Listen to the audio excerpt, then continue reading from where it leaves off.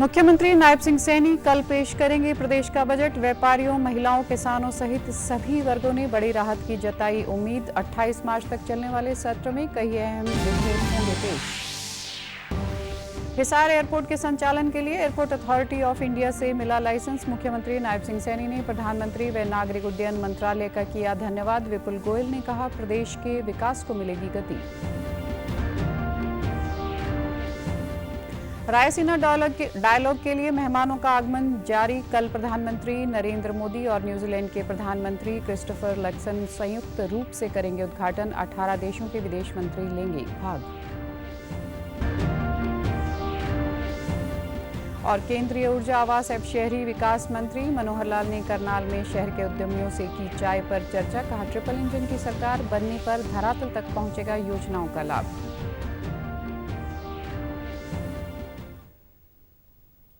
नमस्कार, मैं हूं आरजू। अब समाचार विस्तार से। मुख्यमंत्री नायब सिंह सैनी बतौर वित्त मंत्री कल यानी सोमवार को अपना पहला बजट पेश करेंगे। यह बजट करीब 2 लाख करोड़ का हो सकता है। 2024-25 में लोकसभा, विधानसभा और निकाय चुनाव में जीत का परचम लहराने के बाद नायब सैनी द्वारा पेश होने वाला पहला बजट को महिलाओं को बड़ी सौगात देने पर केंद्रित हो सकता है। इसके अलावा युवाओं को रिझाने के लिए वे अपने 5 साल के कार्यकाल के दौरान 2 लाख सरकारी नौकरी देने की भी घोषणा कर सकते हैं। सरकार का स्वास्थ्य और शिक्षा के क्षेत्र में भी फोकस हो सकता है। नायब सैनी इस बजट में राज्य के कर्मचारियों को भी खुश करने का ऐलान कर सकते हैं। पिछले वर्ष 2024-25 में तत्कालीन मुख्यमंत्री मनोहर लाल ने 1.89 लाख करोड़ रुपए का बजट पेश किया था। बजट को लेकर व्यापारियों, उद्योगपतियों, युवाओं और किसानों को ज्यादा आशाएं हैं। युवाओं को उम्मीद है कि इस बार का बजट रोजगार का बढ़ावा देने वाला होगा। वहीं व्यापारियों को आशा है कि सरकार SGST कम कर सकती है। और जो हमारे जो स्कूलों में जो इतनी फीस बढ़ी जा रही है उसमें थोड़ी सी लगाम लगाई जाए। और अगर युवाओं को रोजगार मिलेगा तो जो युवा हैं हमारे वो गलत दिशा में नहीं जाएंगे।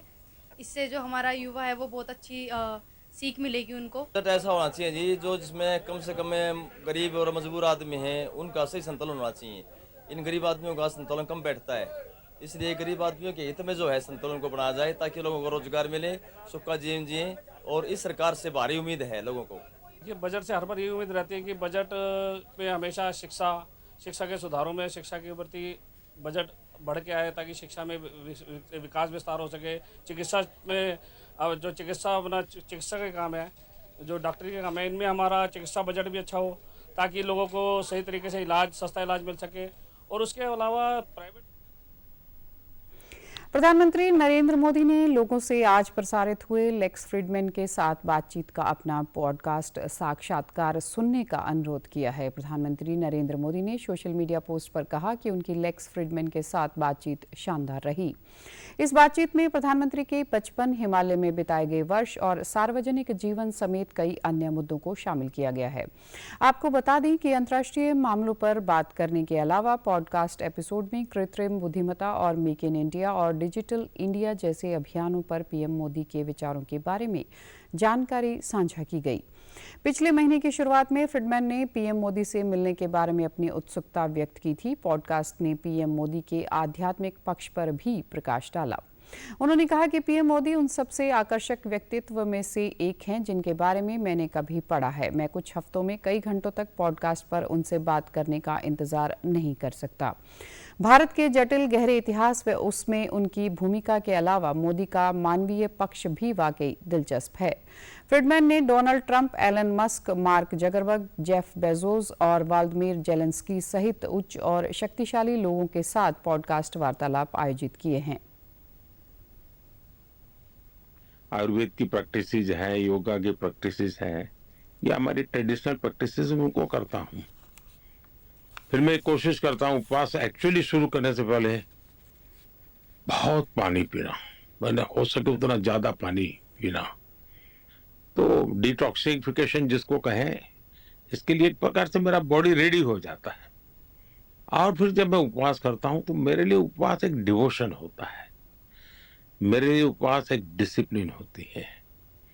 और मैं उपवास के समय कितनी ही बाहर की गतिविधि करता हूं, लेकिन मैं अंतर मन में खोया हुआ रहता हूं, मेरे भीतर रहता हूं, और वो मेरा एक्सपीरियंस एक बहुत अद्भुत अनुभूति होती है। हिसार एयरपोर्ट के संचालन के लिए एयरपोर्ट अथॉरिटी ऑफ इंडिया से लाइसेंस प्राप्त हो गया है। यह उपलब्धि हरियाणा के नागरिकों के लिए गर्व का विषय है। मुख्यमंत्री नायब सिंह सैनी ने कहा कि मैं प्रधानमंत्री नरेंद्र मोदी और नागरिक उड्डयन मंत्रालय का आभार व्यक्त करता हूं और प्रदेश के मेरे सभी परिवारजनों को बधाई एवं शुभकामनाएं देता हूं। इस एयरपोर्ट से हरियाणा के साथ साथ पंजाब व राजस्थान के लोगों को भी लाभ मिलेगा।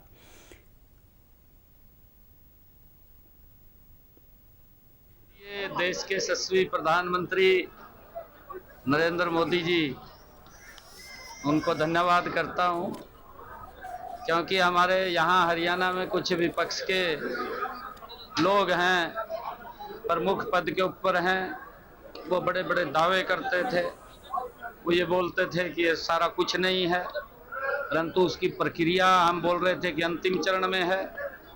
जल्दी ही हम आदरणीय प्रधानमंत्री जी से आग्रह करेंगे ताकि यहाँ से जल्दी लोगों की और इस क्षेत्र, क्योंकि जो हिसार महाराजा अग्रसेन एयरपोर्ट है, उस एयरपोर्ट के लाभ पंजाब के एक बहुत बड़े भाग को, राजस्थान के एक बहुत बड़े भाग को और हरियाणा के लोगों को बड़ा लाभ मिलेगा। और मैं इसके लिए जो मंत्रालय है सिविल एविएशन, उनका दिल से धन्यवाद करता हूं कि उन्होंने वो लाइसेंस जारी कर दिया है। वहीं नागरिक उड्डयन मंत्री विपुल गोयल ने कहा कि हिसार एयरपोर्ट की परियोजना को अब सफलतापूर्वक पूरा कर लिया गया है। जल्द ही हिसार से विमान सेवा का शुभारंभ किया जाएगा। हिसार एयरपोर्ट से अयोध्या, जम्मू, जयपुर, दिल्ली और अहमदाबाद के लिए उड़ानें शुरू की जाएंगी। राज्य सरकार 503 करोड़ रुपए की लागत से आधुनिक पैसेंजर टर्मिनल का निर्माण कर रही है। हिसार एयरपोर्ट की शुरुआत से न केवल राज्य की हवाई कनेक्टिविटी में सुधार होगा, बल्कि औद्योगिक और आर्थिक गतिविधियों को भी प्रोत्साहन मिलेगा। सैनी जी को मुबारकबाद देना चाहूँगा, जो अनेकों सालों से ये जो पेंडेंसी थी सब पूरी होने का काम हुआ और महाराजा अग्रसेन हिसार एयरपोर्ट को लाइसेंस मिल गया है। और आने वाले दिनों में माननीय मुख्यमंत्री जी, प्रधानमंत्री जी समय लेंगे और यहाँ से उड़ानें, नियमित उड़ानें, चाहे अयोध्या के लिए हों, चाहे लखनऊ के लिए हों, चाहे मुंबई के लिए हों, और अनेकों जगह पर उड़ानें यहाँ से शुरू हो जाएंगी। इसी के साथ साथ एक एविएशन हब बनने का काम, एक इंडस्ट्रियल कॉरिडोर बनने का काम यहाँ पर शुरू हो जाएगा और आने वाले दिनों में हिसार एक बहुत बड़ा इंडस्ट्रियल हब कहलाएगा। रायसीना डायलॉग का 10वां संस्करण कल से नई दिल्ली में शुरू होगा। यह भू राजनीति और भू अर्थशास्त्र पर भारत का प्रमुख सम्मेलन है। प्रधानमंत्री नरेंद्र मोदी और न्यूजीलैंड के प्रधानमंत्री लक्सन 17 से 19 मार्च तक आयोजित होने वाले सम्मेलन के 10वें संस्करण का संयुक्त रूप से उद्घाटन करेंगे। इस सम्मेलन में कम से कम 18 देशों के विदेश मंत्री, कई वैश्विक कंपनियों के शीर्ष अधिकारी और विदेश नीति विशेषज्ञ शामिल होंगे। इस सम्मेलन में भाग लेने के लिए कई देशों के नेता दिल्ली पहुंच रहे हैं। इसी कड़ी में घाना के विदेश मंत्री, क्यूबा के उप प्रधानमंत्री पहुंच चुके हैं। सम्मेलन में Slovenia, Luxembourg, Georgia, Sweden, Bhutan, Maldives, Norway, Thailand और एंटीगुआ, घाना व मॉरिशस के विदेश मंत्री भी भाग लेंगे। प्रधानमंत्री नरेंद्र मोदी के निमंत्रण पर न्यूजीलैंड के प्रधानमंत्री क्रिस्टोफर लक्सन आधिकारिक भारत यात्रा पर आज दिल्ली पहुंचे। पदभार संभालने के बाद उनकी यह पहली भारत यात्रा है। न्यूजीलैंड के पीएम आज विदेश मंत्री एस जयशंकर से मुलाकात करेंगे। न्यूजीलैंड पीएम के साथ इस यात्रा में एक उच्च स्तरीय प्रतिनिधि मंडल भी मौजूद रहेगा। इस प्रतिनिधि मंडल में मंत्री, वरिष्ठ अधिकारी, व्यवसायी, मीडिया प्रतिनिधि और न्यूजीलैंड में रह रहे प्रवासी भारतीय समुदाय के सदस्य शामिल होंगे। कल क्रिस्टोफर लक्सन प्रधानमंत्री नरेंद्र मोदी के साथ मुलाकात करेंगे। मुलाकात के दौरान दोनों देशों के बीच भारत न्यूजीलैंड संबंधों के विभिन्न पहलुओं पर विचार विमर्श होगा। प्रधानमंत्री क्रिस्टोफर लक्सन 17 मार्च को नई दिल्ली में मुख्यमंत्री के रूप में 10वीं रायसीना संवाद 2025 के उद्घाटन सत्र में शामिल होंगे और प्रमुख संबोधन देंगे। न्यूजीलैंड के पीएम राष्ट्रपति द्रौपदी मुर्मू से भी मुलाकात करेंगे। वे 19 और 20 मार्च को मुंबई में भारतीय उद्योग जगत के दिग्गजों और विभिन्न क्षेत्र के प्रतिनिधियों से मुलाकात करेंगे।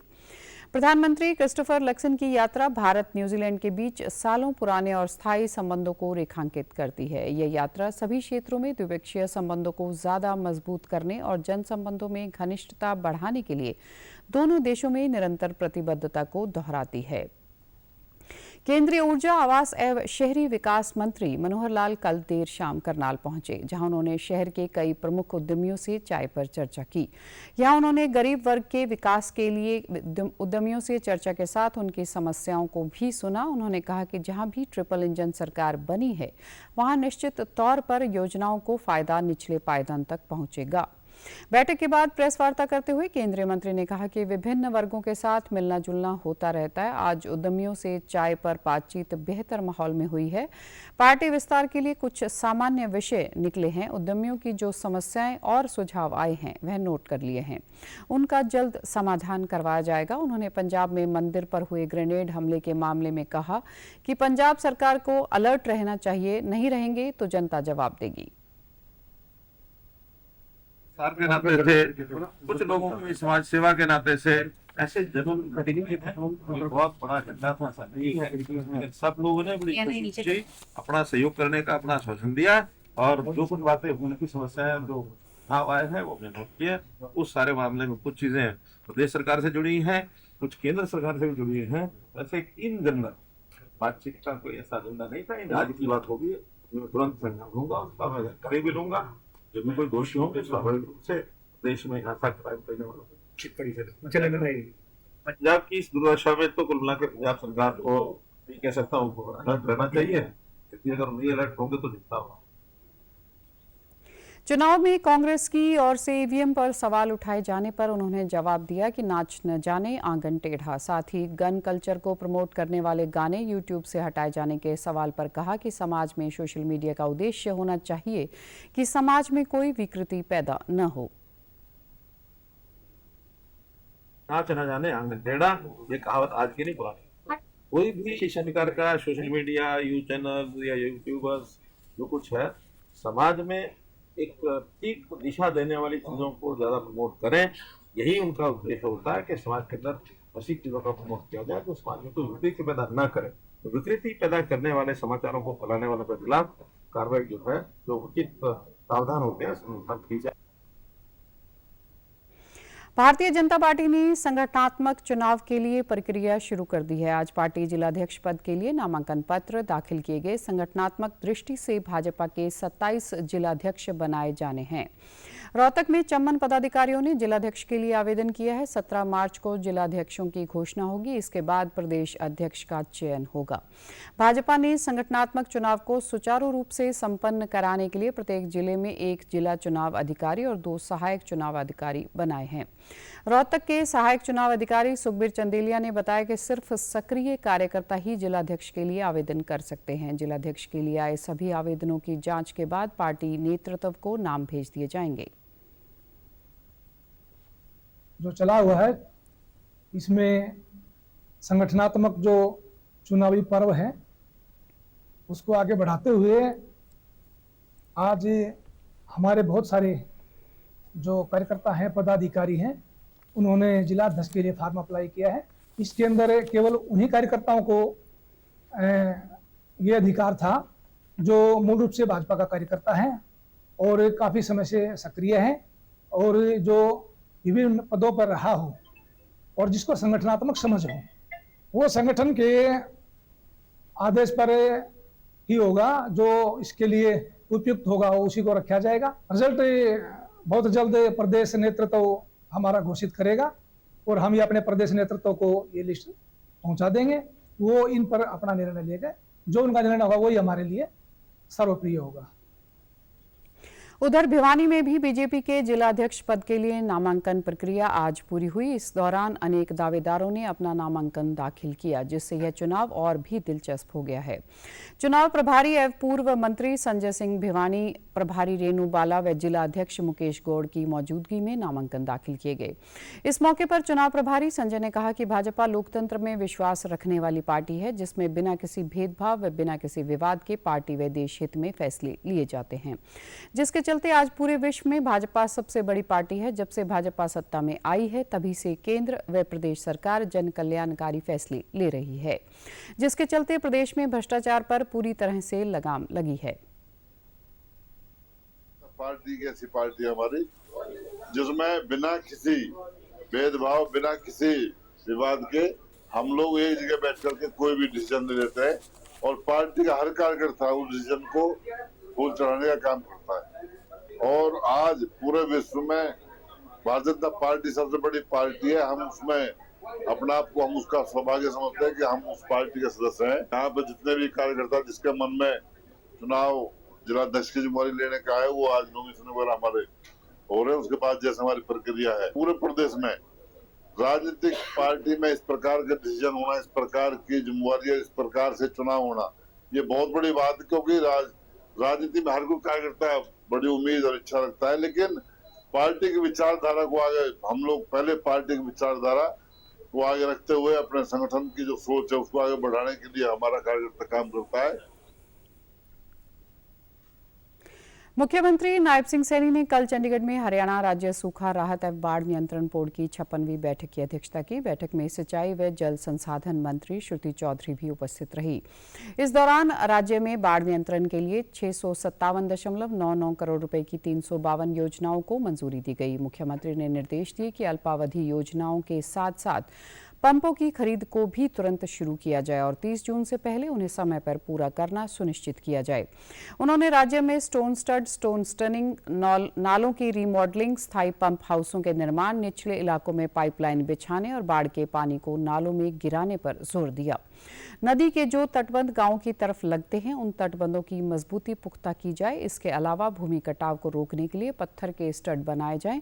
उन्होंने बाढ़ नियंत्रण के लिए बड़ी संख्या में बनाए गए स्टोन स्टड की समीक्षा करने के आदेश दिए ताकि जरूरत के अनुसार समय पर मरम्मत की जा सके।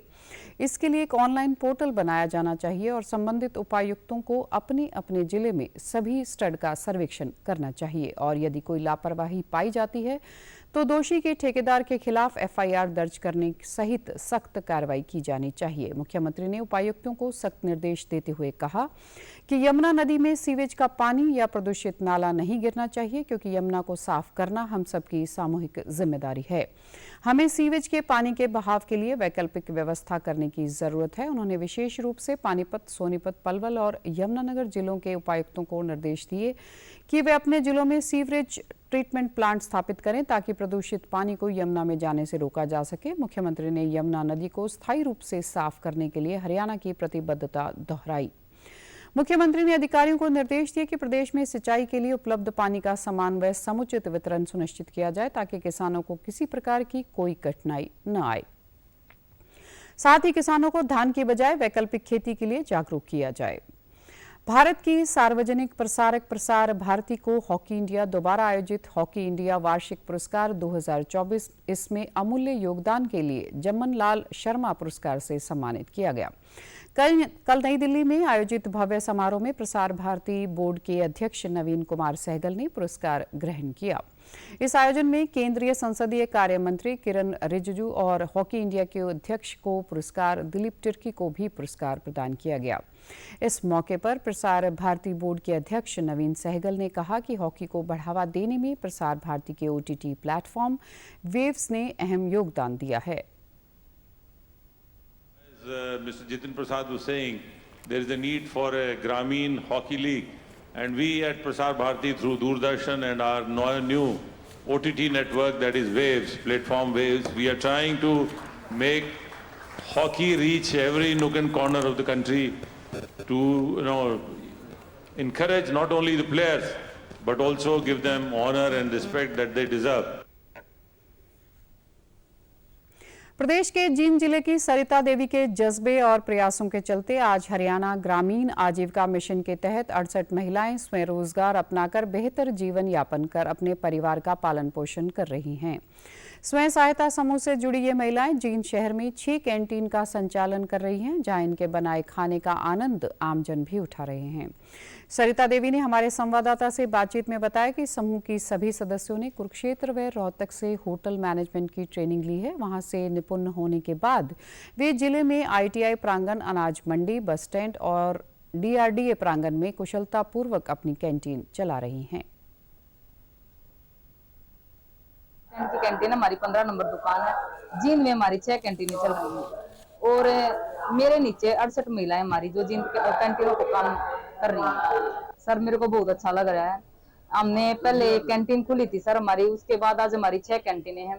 बीटा प्लांट में है सर, ITI में है सर और पटियाला चौक पे, और सर उसके बाद हमारे DRDA में है सर और गवर्नमेंट कॉलेज में है सर, और एक सर अटल मजदूर कैंटीन सर रोहतक रोड अनाज मंडी में है, और एक हमारी बस स्टैंड पे है। बहुत अच्छा लग रहा है, इतनी महिलाएं जो कंधे से कंधे मिलाकर काम कर रही हैं एक दूसरे के साथ में।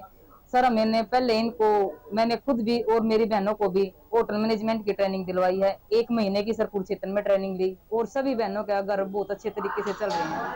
हमने किसी के भरोसे पर नहीं रहना पड़ता सर। हमारी बहनें हैं जो महीने में 15 से 18 हजार रुपये प्रति महीना एक महीने कमा लेती हैं। तो पहले सर हम दिहाड़ी करते थे, कोई मजदूर कोई पैसा देता तो कोई नहीं देता था। अब सभी के बहुत अच्छा काम चल रहा है सर। मैं बहुत वहीं समूह की सदस्यों ने बताया कि वे सभी सुबह जल्दी उठकर घर का काम निपटाकर कैंटीन में आती हैं। इससे पहले दिहाड़ी पर जाती थी, जिससे पूरा दिन काम करने के बाद भी अच्छे पैसे नहीं मिल पाते थे। अब उनका अपना स्वयं रोजगार हो गया है और वे सभी करीब 15 से 20 हजार रुपये प्रति महीना कमा लेती हैं। वे सभी आत्मनिर्भर हैं। उन्होंने अपने अनुभव साझा करते हुए अन्य महिलाओं से भी स्वयं रोजगार अपनाकर आत्मनिर्भर बनने की ओर कदम बढ़ाने को प्रेरित किया। मैं इतनी खुश हूँ जी, सारे काम ठीक जी हो रहे हैं जी, काम सही चल रहा है जी। दीदी ने बढ़िया काम दिला रखा जी, 2 पीसे हाथ में रहा है जी, सारा बढ़िया चल रहा है जी। बहुत और दीदी ने काम दिया, श्रीता दीदी ने, हमने बहुत बढ़िया लगा। हमारा 1-2 हाथ है मैं पीछे रहा जी है ना, किसी पे मांगने की जरूरत नहीं पड़ती हमने जी। 20-25 महिला हम काम करते हैं, बहुत बढ़िया हमारा काम चल रहा है। अगले वर्ष गणतंत्र दिवस के अवसर पर घोषित किए जाने वाले पद्म पुरस्कारों के लिए ऑनलाइन नामांकन शुरू हो गए हैं। नामांकन की अंतिम तारीख 31 जुलाई है। इन पुरस्कारों के लिए नामांकन और सिफारिशें केवल राष्ट्रीय पुरस्कार पोर्टल पर ऑनलाइन स्वीकार की जाएंगी। पद्म पुरस्कारों में पद्म विभूषण, पद्म भूषण और पद्मश्री देश के सर्वोच्च नागरिक सम्मानों में शामिल हैं। इन पुरस्कारों के अंतर्गत जाने माने लोगों को उनके उत्कृष्ट कार्यों के लिए सम्मानित किया जाता है। पद्म पुरस्कार कला, साहित्य एवं शिक्षा, खेल, चिकित्सा, समाज सेवा, विज्ञान एवं इंजीनियरिंग, लोक कार्य, सिविल सेवा, व्यापार एवं उद्योग आदि जैसे सभी क्षेत्रों और विषयों में विशिष्ट और असाधारण उपलब्धियों तथा कार्यों के लिए प्रदान किए जाते हैं। जाति, व्यवसाय, पद या पुरुष और महिला के बीच भेदभाव के बिना सभी व्यक्ति इन पुरस्कारों के लिए पात्र हैं। चिकित्सकों और वैज्ञानिकों को छोड़कर अन्य लोक सेवक तथा सार्वजनिक क्षेत्र के उपक्रमों में काम करने वाले कर्मचारी पद्म पुरस्कारों के पात्र नहीं हैं। पेरिस ओलंपिक में कांस्य पदक जीतने वाले भारतीय हॉकी टीम के कप्तान हरमनप्रीत सिंह को हॉकी इंडिया द्वारा 7वें सालाना पुरस्कार 2024 के तहत सर्वश्रेष्ठ पुरुष खिलाड़ी और गोलकीपर सविता पुनिया को सर्वश्रेष्ठ महिला खिलाड़ी के तौर पर बलबीर सिंह सीनियर पुरस्कार से नवाजा गया है। 50 साल पहले 15 मार्च को कुआलालंपुर में भारत को एकमात्र विश्व कप दिलाने वाली अजीत पाल सिंह की कप्तानी वाली भारतीय टीम को ध्यानचंद लाइफ टाइम अचीवमेंट पुरस्कार से सम्मानित किया गया है। इस मौके पर केंद्रीय मंत्री किरण रिजिजू और केंद्रीय राज्य मंत्री जितिन प्रसाद ने भारतीय पुरुष टीम को पेरिस ओलंपिक 2024 में लगातार दूसरा कांस्य पदक जीतने पर बधाई दी। हर खिलाड़ी को 15-15 लाख रुपए और सहायक स्टाफ को 7.5 लाख रुपए का चेक दिया गया। हॉकी इंडिया ने इस साल कुल इनाम राशि बढ़ाकर 12 करोड़ रुपए कर दी है। इस दौरान 1975 विश्व कप विजेता टीम को सम्मानित करने का यह पल खास रहा। केंद्रीय मंत्री ने कहा कि उनकी उपलब्धियों ने भारत हॉकी को नई पहचान दी और देश का मान बढ़ाया है। समारोह के दौरान भारतीय हॉकी टीम के कप्तान हरमनप्रीत सिंह और गोलकीपर सविता पुनिया ने इस अवार्ड को बेहद खास बताते हुए कहा कि हमें खुशी है और वे इस अवार्ड को अपनी पूरी टीम को समर्पित करते हैं। अपनी टीम को डेडिकेट करना चाहता हूँ। एशिया में हम देखें तो डोमिनेट करते हैं और वो हमारी रिस्पॉन्सिबिलिटी है, क्योंकि जब भी हम एशिया में कोई भी टूर्नामेंट खेलने जाते हैं और ओपोनेंट्स का यही रहता है कि इंडिया को बीट करना है, तो हमारे पे भी वो रिस्पॉन्सिबिलिटीज रहती हैं कि यूरोपियन टीम के साथ हम इतना अच्छा परफॉर्मेंस कर रहे हैं, ओलंपिक में इतना अच्छा परफॉर्मेंस कर रहे हैं, तो हमारे पे भी वो चीज़ रहती है कि हम जब भी एशिया में खेलें to make sure कि हम अपना बेस्ट करें और वो टूर्नामेंट जीतें, तो ऑफ कोर्स या I am truly honored to receive the Hockey India Player of the Year award for the third time. This achievement wouldn't have been possible without the constant support of my teammates, coaches, family, and of course, the amazing hockey fans. I'm grateful for this recognition and it only motivates me to work even harder. Thank you all for your love and encouragement. This one is for all of us. 43वीं Akhil Bharatiya police घुड़सवारी प्रतियोगिता एवं घुड़सवार police duty meet 2024-25 का भव्य शुभारंभ पंचकुला स्थित Bharat Tibet police बल के प्राथमिक प्रशिक्षण केंद्र भानु में हुआ।